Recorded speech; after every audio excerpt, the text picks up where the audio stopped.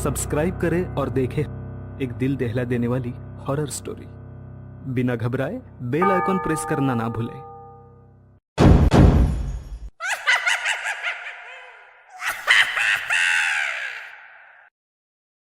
इस कहानी के लेखक है ज्ञान तिवारी। आधी रात का समय, तूफान जोरों पर था। एक गुफा के अंदरूनी हिस्से में हवन कुंड की जलती आग के सामने एक अघोरी तांत्रिक बैठा है। आग की रोशनी उसके चेहरे पर फैले डर को उजागर कर रही थी। माथे पे शिकन है, पसीने की धार पानी की तरह चेहरे से बह रही है। उसने नजरें नीचे करके अपने दाहिने हाथ को देखा। कलाई वाला हिस्सा फटा हुआ था और मांस अंदर ही जमा हुआ था। तांत्रिक अपने हाथ को आग के पास लाता है, जिससे मांस काला पड़ना शुरू हो जाता है। वह आंखें बंद करके दर्द को बर्दाश्त करना शुरू कर देता है कि तभी बाहर उठा तूफान अपना रास्ता अंदर की ओर बना लेता है और आग की लपटें उसके हाथ को घेर लेती है और वह सहसा ही दर्द में तड़प कर चिल्लाने लगता है। अपनी दर्द भरी चिल्लाहट के बीच कभी कभी उसे ऐसा लगने लगता मानो हवा कोई अजीब सा रूप लेकर उसके इर्द गिर्द चक्कर काट रही हो। फिर उसे एहसास होता कि ये सिर्फ उसका एक भ्रम है। अपना जला हुआ हाथ देख वह अघोरी तांत्रिक की बीती घटना को याद करता है। तांत्रिक एक घर के अंदर बीचों बीच खड़ा हुआ है। उसका एक हाथ भयानक साए की पकड़ में है। उसने उसके हाथ पर नुकीले पंजों से वार किया और उसकी कलाई फाड़ दी। खून फर्श पर फैल रहा है।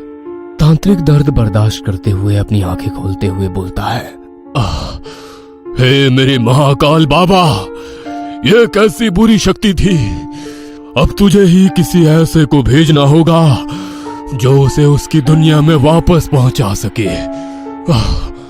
इतना कहकर वह अघोरी तांत्रिक अपने बाएं हाथ से पास में रखे फरसे को उठाता हुआ महाकाल को याद करता है और एक ही बार में बहुत ही तेजी से उससे अपना दाहिना हाथ काट देता है। हाथ के अलग होते ही खून बारिश की तरह आग में गिरता है, जिससे आग और फैल जाती है और पूरी गुफा को घेर लेती है। और फिर तांत्रिक के जोर जोर से चिल्लाने की आवाजें आने लगती है। मंदिर के दूसरे हिस्से में एक छोटे से गुरुकुल के भीतर एक संत महात्मन कुछ बच्चों को शिक्षा दे रहे हैं। बुरा जो देखन मैं चला, बुरा न मिलिया कोई। जो दिल खोजा अपना, तो मुझसे बुरा ना कोई। अर्थात गुरुजी ने बड़े ही प्यार से बच्चों को उसका मतलब समझाया। अर्थ है कि जब मैं इस संसार में बुरा खोजने चला तो मुझे कोई बुरा ना मिला, पर जब मैंने अपने मन में झांक कर देखा तो पाया कि मुझसे बुरा कोई नहीं है। पहले हमें स्वयं अपने अंदर देखना चाहिए कि हम में क्या कमी है। पहले खुद के दोष जाने, अपने आप में सुधार करें, फिर दूसरों के दोषों का सुधार करें। गुरुजी आगे बोल ही रहे थे कि तभी उनके कानों में एक छोटी बच्ची की आवाज पड़ी, अंजिक भैया, अंजिक भैया। उस बच्ची की आवाज में इतनी घबराहट थी कि स्वयं गुरुजी भाप गए कि कहीं कोई अनहोनी हुई है। पर किसी भी अनहोनी की आशंका न लगाते हुए उन्होंने हनुमान जी की प्रतिमा को देखा और मन में प्रार्थना की, हे ईश्वर, सब ठीक हो। गुरुजी बाहर मंदिर के प्रांगण में आए तो देखा कि एक छोटी बच्ची बार बार अचिक्य का नाम बुला रही है। वह तपती धूप में नंगे पैर अपने पांव तेज धूप से बचाते बचाते अंचिक्य के पास पहुंची, जो उस समय एक गाय के बछड़े को रोटी का निवाला खिला रहा था। भैया, वो अनुराधा दीदी, उन्हें कुछ हो गया है, आप जल्दी चलो ना अंचिक भैया। अंचिक ये सब सुन थोड़ा घबरा गया और वो तुरंत उस छोटी बच्ची के साथ चल दिया।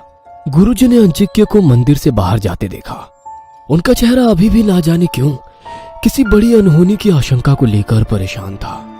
अंचिक्य उस बच्ची के साथ जब अनुराधा के घर पहुंचा तो दरवाजे से अंदर उसने निठाल पड़ी अनुराधा को पाया। उसे ऐसे हालत में देखते ही अंचिक्य परेशान तो हुआ ही, पर साथ में उसे अजीब भी लगा। अनुराधा का शरीर ऊपर से नीचे तक काला पड़ा हुआ था, जैसे मानो पूरे शरीर में जहर फैला हुआ हो। अंचिक्य अनुराधा के पास आया और उसके नजदीक बैठकर उसके सर पर अपना हाथ रखा और उसे गौर से देखने लगा। ये सब कैसे हो गया अनुराधा? अंचिक्य के सवाल ने अनुराधा की आंखों में आंसू ला दिए। वह बिस्तर से उठने लगी ताकत लगाकर, तो अंचिक्य ने उसे सहारा दिया और उसकी पीठ के सहारे से उसे उठाने लगा तो अंचिक्य का हाथ किसी घाव पर लगा। अंचिक्य ने पीछे देखा तो अनुराधा की पीठ पर एक गहरा घाव बना हुआ था। उसका घाव गला लग रहा था। अंचिक्य ये सब देख हैरान रह गया और अनुराधा से पूछने लगा, क्या हुआ अनुराधा, ये घाव कैसे आया तुम्हारी पीठ पर? अनुराधा अंचिक्य का सवाल सुनकर रोने लगी। उसकी आंखों में दर्द की एक तस्वीर थी जो अंचिक्य को एक अजीब सा अनुभव करा रही थी। यह सब देख अंचिक्य उसके पास आकर बिस्तर पर बैठा और अनुराधा को थाम लिया और बच्ची की तरफ देखकर बोला, गुड़िया तू जाके थोड़ी सी नीम की पत्तियां और एक पट्टी ले आ। अंचिक्य ने नीम की पत्तियां पीसी और उनका रस बनाकर अनुराधा की पीठ पर लगाया और उसके ऊपर से पट्टी को कसकर रखकर अनुराधा को वापस लिटा दिया। हम लोगों से बहुत बड़ी गलती हो गई।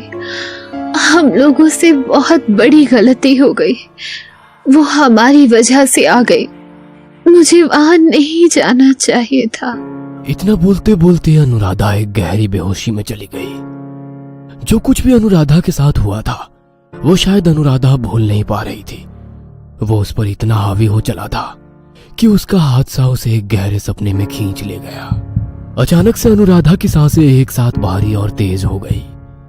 उसे ऐसा लग रहा था जैसे कोई उसे जबरदस्ती कैद कर रहा हो। उसने अपनी आंखें खोली तो अपने आप को अपने ही कमरे में अकेला पाया। उसके शरीर पर एक काला नाग अपने आप को लपेट रहा है। अनुराधा लाख कोशिशों के बाद भी चिल्ला नहीं पा रही है। देखते ही देखते उस काले नाग ने अपना फन फैला दिया और अनुराधा को डस लिया। उसके नुकीले दांत अनुराधा का डर बनकर चीखे और चिल्लाते हुए उठी। उसने अंचिक्य को अपने पास पाया तो उसे एहसास हुआ कि वो सपना देख रही थी। अंचिक्य, वो कल रात। उसने डर में अंचिक्य को बीती रात के हादसे की पूरी कहानी बताई। Surprise surprise surprise. मीनाक्षी बहुत खुश है। वहां बैठी बाकी दो लड़कियां भी मीनाक्षी की खुशी में शामिल हो जाती हैं, सिवाय अनुराधा के। उसकी नजरें मीनाक्षी के हाथ में उस बोर्ड गेम पर है जिस पर ओइजा बोर्ड लिखा हुआ है। ये क्या है मीनाक्षी? आत्मा को बुलाने वाला खेल। थोड़ी देर बाद कमरे में अंधेरा हो जाता है। कमरे के ठीक बीच में एक राउंड टेबल है जिसके आसपास 4 कुर्सियां लगी हुई है और चारों दोस्त एक एक करके उस बोर्ड को देख रही हैं। बोर्ड के चारों तरफ मोमबत्तियां जल रही है। अब हम चारों लोग एक दूसरे का हाथ पकड़ेंगे और एक साथ एक आवाज में बोलेंगे बिना रुके। लकड़ी से बने उस ओइजा बोर्ड पर कुछ शब्द अंकित है जो एक सर्कल के इर्द गिर्द बने हुए हैं। मानो वो शब्द उस बोर्ड गेम पर बुने हुए थे। चारों लड़कियां एक साथ बोलना शुरू करती है। कोई अच्छी या बुरी आत्मा हो, यहाँ पर हमारे आसपास हो, हमें अपने होने का संकेत दे। उन्होंने काफी बार दोहराया पर कोई असर ना होने पर गेम को बंद कर दिया कि तभी एक दोस्त ने कहा, शिट यार, सारा मजा किरकिरा हो गया। थोड़ी देर बाद सब लोग अपने अपने घर जाने लगे तो मीनाक्षी ने अनुराधा को रोककर कहा, सुन ना अनु, आज रात मेरे साथ ही रुक जा। तू रहेगी तो थोड़ी हिम्मत बनी रहेगी। क्यों, अब क्या हुआ? कहीं सच में कोई ना आ जाए, इसीलिए तू मुझे रोक रही है ना? मीनाक्षी बहुत धीमे स्वर में हामी भरती है। नीचे कमरे में अभी भी सेंटर टेबल पर वो बोर्ड गेम रखा है। अचानक से कमरे में हल्की हवा का बहाव शुरू हो जाता है। ओइजा बोर्ड के पास लगी मोमबत्तियां हवा के बहाव से बुझने लगती है और जैसे ही हवा का बहाव बंद होता है मोमबत्तियां वापस जल जाती है। फिर अचानक हवा के बहाव से वो बुझ जाती है और बंद होने पर जल जाती है। ऐसा काफी देर तक चलता रहा कि तभी कमरे के अंदर बह रहा हवा का बहाव एक भयानक साया का रूप ले लेता है और कमरे में चारों तरफ मंडराने लग जाता है। उसकी सनसनाहट काफी तेज थी। अनुराधा और मीनाक्षी कमरे में सो रहे थे कि तभी ऊपर का सीलिंग फैन जो काफी तेज स्पीड में चल रहा था वह टूटकर नीचे गिरता है तेज आवाज के साथ। जैसे वो गिरा उसकी आवाज के साथ मीनाक्षी की आंख खुल गई और इससे पहले कि हादसा होता मीनाक्षी ने अनुराधा को लात मार के नीचे गिरा दिया और खुद दूसरी तरफ गिर गई। पंखा टूटकर बेड पर गिरा। उसके ब्लेड्स अभी भी स्पीड में घूम रहे थे। अनुराधा और मीनाक्षी हैरत के साथ उठे और अपनी आंखों पर विश्वास ना कर पाए। ये क्या हुआ मीनाक्षी? मुझे नहीं पता अनु, वो तो मेरी आंख ठीक टाइम पर खुल गई, नहीं तो गए होते आज। दोनों अंदर ही अंदर खौफ से भर गए। बेबस एक दूसरे को ताके जा रहे थे। कि तभी उनके कानों में नीचे कमरे से किसी के चिल्लाने की आवाज आने लगी। कोई बहुत जोर से भाग भाग चिल्ला रहा था। वो दोनों तुरंत नीचे की तरफ भागे। अनुराधा और मीनाक्षी भागते हुए नीचे आए तो सीढ़ियों के पास ही रुक गए। नजारा देखकर तो उनकी सांसें ही हलक में अटक गई। नीचे हॉल में खूब सारे कौवे जमा हो गए थे और उनकी काव काव के बीच एक तांत्रिक न जाने कहां से आ गया था और डंडे से उन्हें भगाने में लगा था।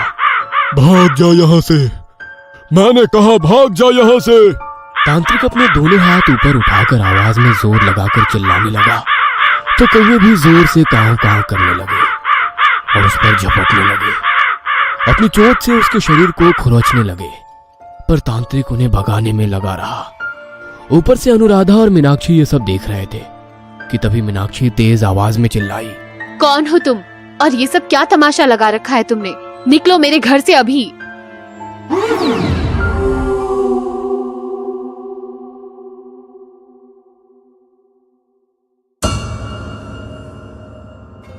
ये कहानी आपको अच्छी लगी हो तो हमें सब्सक्राइब करें, हमारा इंस्टाग्राम और फेसबुक पेज जरूर फॉलो करें। और हाँ दोस्तों, सब्सक्राइब करना भूलना मत।